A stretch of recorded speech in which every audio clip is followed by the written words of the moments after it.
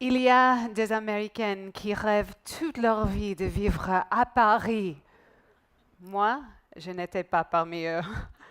J'ai grandi à Miami et j'étais toujours fascinée par l'Amérique latine. Mais en 2002, j'étais journaliste en Argentine et dans un bar à Buenos Aires, j'ai rencontré un journaliste anglais qui vient d'acheter un tout petit appartement à Paris. 6 mois plus tard, j'étais licenciée par mon journal, parmi 200 autres, et toute la presse américaine était en train de faire de même. Donc, je me suis bientôt retrouvée à Paris comme journaliste freelance et vivante dans 35 mètres carrés avec un homme anglais que je connaissais à peine. Au début, je n'ai pas trouvé ma place à Paris. Aux États-Unis, on peut tout customiser. Je voudrais, s'il vous plaît, le poulet, mais sans crème, et la salade, mais avec la sauce à côté, et puis un café, mais au lait écrémé. À Paris, on ne pourrait rien customiser. Il y avait un seul type de lait pour le café. Mais j'ai resté avec mon anglais et à Paris, on s'est mariés et on a eu un enfant et puis 2 autres. Et c'était franchement à partir de là que j'ai commencé à apprécier la culture française par rapport à comment vous élevez vos enfants. OK, je sais que vous pensez que vous êtes gagné en France par le fléau de l'enfant roi. Mais avec tout mon respect, vous ne savez pas du tout qu'est-ce que c'est l'enfant roi. Aux États-Unis, tous les efforts des parents sont destinés à protéger, mais surtout à stimuler les enfants. Cette tendance américaine n'est pas nouveau.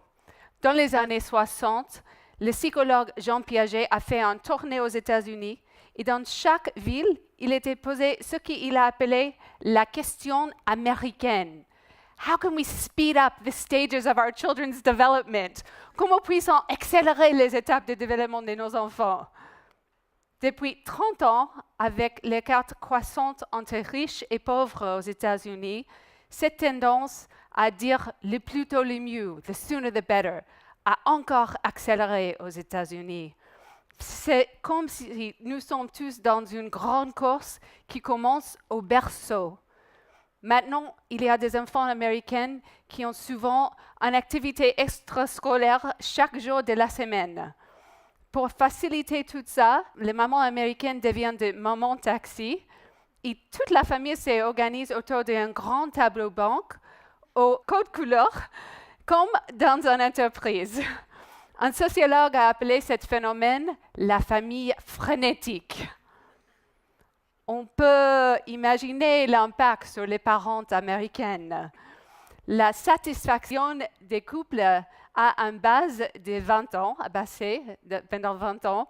Maintenant, les non-parents sont plus heureux que les parents et les parents deviennent moins heureux avec chaque nouvelle naissance. Une étude à Los Angeles a conclu que les parents sont plus des figures d'autorité, ils sont devenus valets pour leurs enfants. Une personne qui a participé dans cette étude, qui a mené l'étude même, a décrit l'expérience comme la meilleure contraception jamais inventée. Mais pourtant, important, on continue aux États-Unis cette éducation intensive parce qu'on a peur que si on ne le fait pas, on va pénaliser nos enfants par rapport aux autres et on va perdre cette grande course. Moi-même, j'aurais élevé mes enfants dans le style américain si je ne les avais pas eus en France.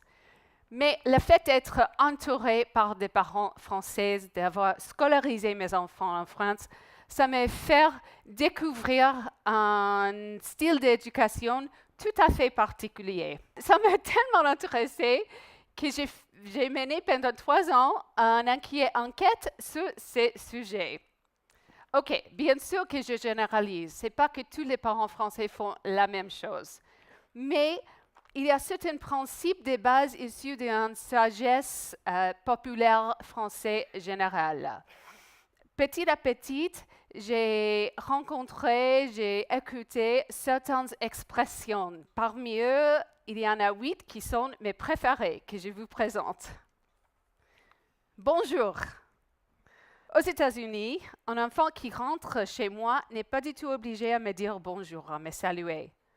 À Paris, bonjour est une espèce d'obsession pour les parents.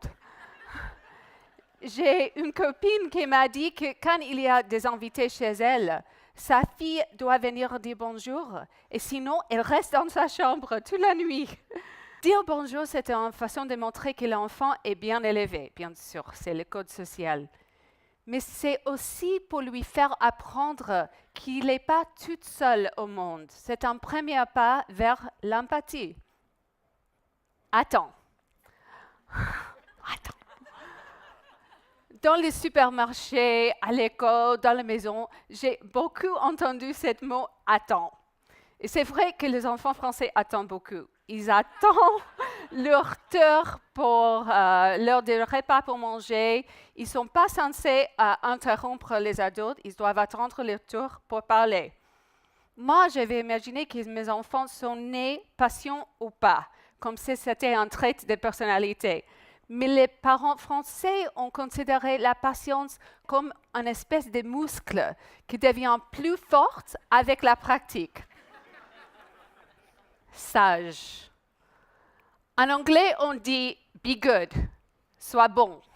En français, vous dites « sois sage », « be wise ». Bon implique un comportement bon, mais ça peut être le comportement d'un animal sauvage. Sage implique que l'enfant a une certaine compréhension de la situation et que nous lui faire confiance. Et Françoise Dolto, qui est presque inconnue aux États-Unis, aux anglophones, a dit que même les bébés sont rationnels. Et moi, j'ai vu en France des mamans françaises qui apprennent à leurs tout petits comment se comporter à table et se comporter en société. Et à mon grand étonnement, les petits enfants écoutent à ça. Il faut goûter. Je ne sais pas si vous avez vu un menu dans une crèche française. C'est comme un menu dans une brasserie. Il y a 4 plats, y compris un fromage différent chaque jour. Et moi, j'ai assisté à ces repas pour mon recherche. Et je peux confirmer que les petits Français mangent des purées d'endives et des fromages bleus, et puis ils discutent entre eux de ces saveurs. Bien sûr qu'il y a des enfants français qui sont difficiles, mais vous êtes très loin de notre monde de nuggets et pizza exclusivement pour les enfants. À la maison, les parents appliquent quelques principes de bon sens. D'abord, aucun grignotage entre les repas, donc l'enfant arrive à table en ayant faim. 2, les parents servent les légumes d'abord. Donc, l'enfant qui a faim rencontre des carottes râpées.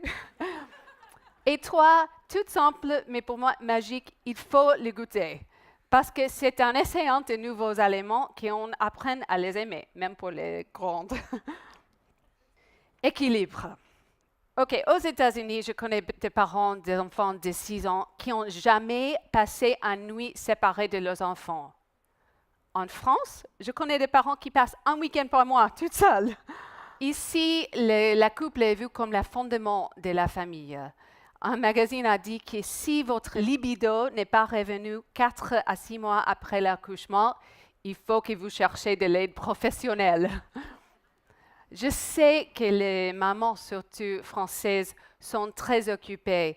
Elles essaient de concilier leur vie de femme, de maman, de boulot, des copains, mais elles ne valorisent pas ce qu'on a aux États-Unis, cette maternité totale. Ici en France, l'idéal, c'est celui de l'équilibre. Aucune partie de la vie n'est pas censée prendre au-dessus des autres. Autonomie. Donc, comme nous vous dites aux enfants, bravo, mais un peu moins. Vous comprenez que la confiance en soi vient quand les enfants arrivent à faire des choses bien, toutes seules et pour eux-mêmes. En France, les enfants ont des responsabilités dans un âge plus précoce que chez nous, qu'il s'agisse de remplir la lave-vaisselle ou aider à cuisiner. Ici, l'idéal est celui d'un cadre, des limites fermes, mais à l'intérieur, de liberté maximum. Ah, c'est moi qui décide. Je dis ça en français normalement parce que c'est plus fort. J'ai une voisine qui m'a passé tout un après-midi à m'apprendre à dire non de façon convaincante à mon fils. Non, non! Il a sorti du bac à sable chaque 5 minutes et j'ai couru après lui, je criais, il pleurait. Comme beaucoup de parents américaines, j'ai eu peur de dire non à mon enfant. J'ai pensé que ça peut lui traumatiser. Ma voisine m'a dit, il faut que tu crois que tu as le droit de lui dire non. Et en fait, après que j'ai dit non de façon convaincante, avec conviction, il s'est calmé, il a joué toute seule. Pour la première fois, on a eu une journée tranquille au soleil. Ça, c'est mon préféré, cacaboudin. Ma fille, elle est revenue de la crèche un jour en disant « cacaboudin ». Mon mari et moi la regardaient perplexes. Qu'est-ce que ça veut dire cacaboudin? On a compris que c'était un gros mot que pour les tout petits, mais on ne savait pas s'il faut l'en rire ou l'en interdire. Éventuellement, on a compris que dire cacaboudin, c'est une bêtise, mais c'est une petite bêtise. Et c'est exactement pour ça qui donne la joie. Les enfants ont tellement de règles, des limites, que parfois, il faut qu'ils se disent cacaboudin. On peut dire ensemble cacaboudin. Tous ces petits mots et ces phrases contribuent à créer une autre façon d'envisager le rôle parental. Plutôt que protéger l'enfant du moindre frustration, vous essayez d'exposer l'enfant un peu, vous lui apprendre à faire face. Vous êtes des parents très impliqués, mais vous laissez l'enfant vivre sa vie. Au moins, quand vous avez un enfant roi, vous le considérez comme un problème. Je pense, moi, que vous avez trouvé un très bon équilibre entre les vieilles méthodes et de la psychologie moderne. Ma preuve, c'est que ce que vous faites de façon intuitive est confirmé par les dernières données scientifiques. Par exemple, faire attendre un peu aide le bébé à faire leur nuit. Il est inutile d'apprendre à un tout petit comment lire. Il a beaucoup plus besoin d'apprendre des compétences sociales et juste de jouer. Et trop d'éloges rend l'enfant moins confiant. Croyez-moi, il y a un avantage de ne pas être une société qui cherche toujours the next big thing. Vous êtes pragmatique en France et vous vous en tenez à ce qui marche. Mais je sais que je parle à des Parisiens et que vous êtes suspects de compléments. J'ai vu que dans l'école, si votre enfant gagne 20 sur 20 dans un test, vous pensez que quelque chose ne tourne pas rond chez l'enseignant. Et je peux vous rassurer, vous n'êtes pas parfait. Vous avez le plus faible taux d'allaitement en toute Europe occidentale. J'ai l'impression que vos écoles donnent plus de peur que confiance aux élèves, malheureusement. Et moi, personnellement, je préfère les livres américains pour les enfants avec leurs happy ends. Je sais que vous pensez que notre optimisme américain est un peu naïf, mais c'est ça qui nous fait créer des entreprises et de gagner des prix Nobel. Merci. Mais nous pouvons aussi apprendre de vous. Et la plus grande leçon que j'ai apprise des parents français, c'est que ce n'est pas que le résultat de l'éducation qui compte. L'expérience de 18 années qu'on passe ensemble en famille, ça compte aussi. Ça fait maintenant presque 10 ans que j'ai déménagé à Paris. Et je peux dire que je ne suis pas encore entièrement convertie. Je trouve Paris toujours un peu formelle et distante. Mais au moins, vous avez Starbucks maintenant. Je peux avoir du lait écrémé dans mon café. Et parfois, mon mari s'est plaint que je suis devenue plus française que le français. Peut-être que je devrais partir de Paris tant que je peux. Je doute que je vais passer toute ma vie ici. Mais grâce à la parentalité française, j'ai un peu trouvé ma place ici. Et pour ça, je vous dis le mot magique, merci.